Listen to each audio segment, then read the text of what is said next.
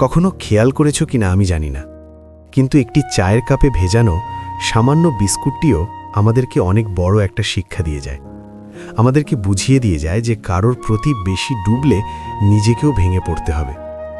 যেন জীবনের বেশিরভাগ ক্ষেত্রে সবসময় চুপ থাকাটা কেন বেশি প্রয়োজন, নিজের মূল্য বোঝাতে চুপ থাকাটা কেন বেশি প্রয়োজন।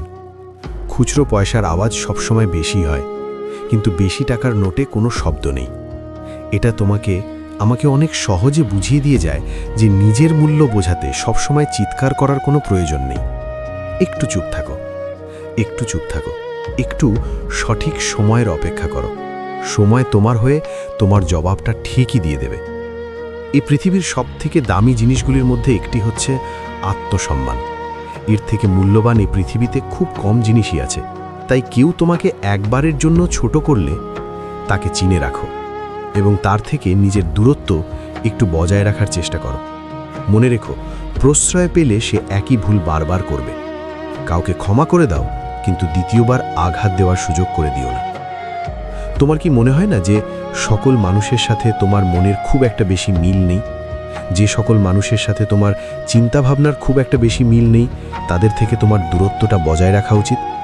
কারণ সাধারণত যেখানে মনের মিল থাকে না, যেখানে চিন্তাভাবনার মিল থাকে না, সেখানে তর্কটা একটু বেশিই হয়।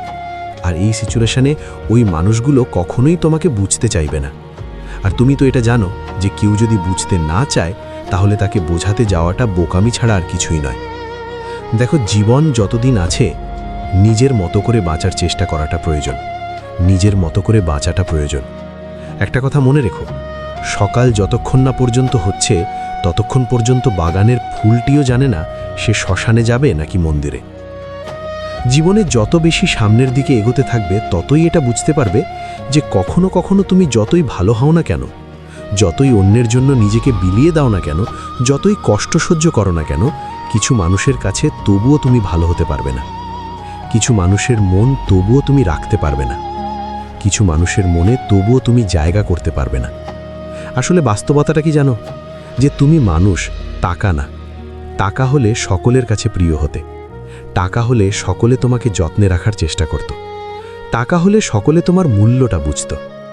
তাই সবথেকে ভালো হয় নিজের জীবনটাকে নিজের মতো করে অতিবাহিত করার চেষ্টা করো। একটু খেয়াল রেখো যেন অন্যের মন রাখতে গিয়ে নিজেই নিজেকে না কষ্ট দিয়ে ফেলো।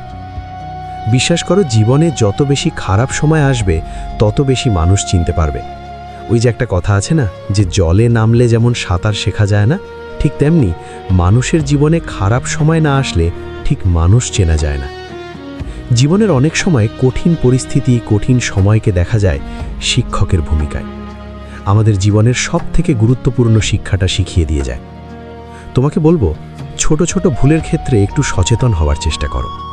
তুমি তো জানো, একটি ছোট্ট ছিদ্র বিশাল জাহাজকে ডুবিয়ে দেওয়ার ক্ষমতা রাখে। জাহাজের সামান্য একটি ছিদ্র সেই বিশাল জাহাজকে ডুবাতে পারে। তাই নিজের ছোট ছোট ভুলের ক্ষেত্রে একটু সচেতন হওয়ার চেষ্টা করো, নিজেকে একটু সচেতন রাখার চেষ্টা করো। কতটা অদ্ভুত না, যে সমুদ্রে ভাসমান জাহাজও আমাদেরকে কত কিছুই না শেখায়। তুমি দেখো, একটা জাহাজ কিন্তু ততক্ষণ পর্যন্ত ডোবে না যতক্ষণ না পর্যন্ত সেই জাহাজ সমুদ্রের জলকে নিজের মধ্যে প্রবেশ করায়। ঠিক তেমনি একটা মানুষ ততক্ষণ পর্যন্ত হারতে পারে না যতক্ষণ না পর্যন্ত সে অন্যের বলা নেগেটিভ কথাগুলোকে নিজের মনে জায়গা দেয়। তোমাকে একটা বাস্তবতা বলি, আমি জানি এটা শুনতে অনেকটা খারাপ লাগতে পারে, আমি জানি এটা মানতে অনেকটা অসুবিধা হতে পারে, কিন্তু বাস্তবতাটা কি জানো? মানুষের প্রিয় হতে গেলেও কিছুটা হলেও অর্থনৈতিক যোগ্যতা লাগে। যার কাছে অর্থ নেই, সেই মানুষটা কখনো কারোর কাছে প্রিয় হয় না। একটা নির্দিষ্ট সময় পরে তুমিও তোমার পরিবারের কাছে হয়তোবা বোঝা হতে শুরু করবে। কথাগুলো শুনতে মানতে সত্যি একটু খারাপ লাগতে পারে, কিন্তু বিশ্বাস করো, এটাই সত্য। নিজের জীবনের একটা ছোট্ট অভিজ্ঞতা তোমাকে শেয়ার করি। নিজের দুর্বলতা কখনো কাউকে জানাতে যেও না, কখনো কাউকে বোঝাতে যেও না, কখনো কাউকে শোনাতে যেও না।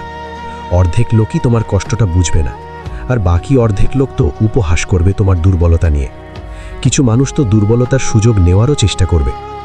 আমি তো বলবো, যখন তোমার দুর্বলতাগুলো সৃষ্টিকর্তা অন্য মানুষের থেকে আড়াল করে রেখেছে, তুমিও আড়াল করে রাখার চেষ্টা করো।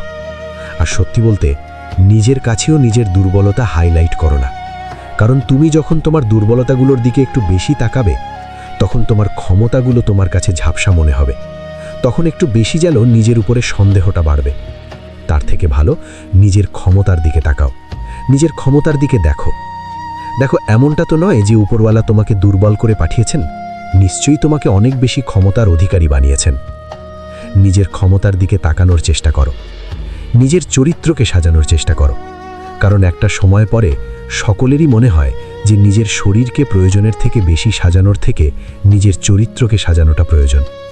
হ্যাঁ, এটা ঠিক যে মানুষ শারীরিক সৌন্দর্যের প্রতি একটু বেশি যেন আকৃষ্ট হয়, কিন্তু শারীরিক সৌন্দর্য বয়সের সাথে সাথে নিভে যায়, বয়সের সাথে সাথে নষ্ট হয়, বয়সের সাথে সাথে ধ্বংস হয়।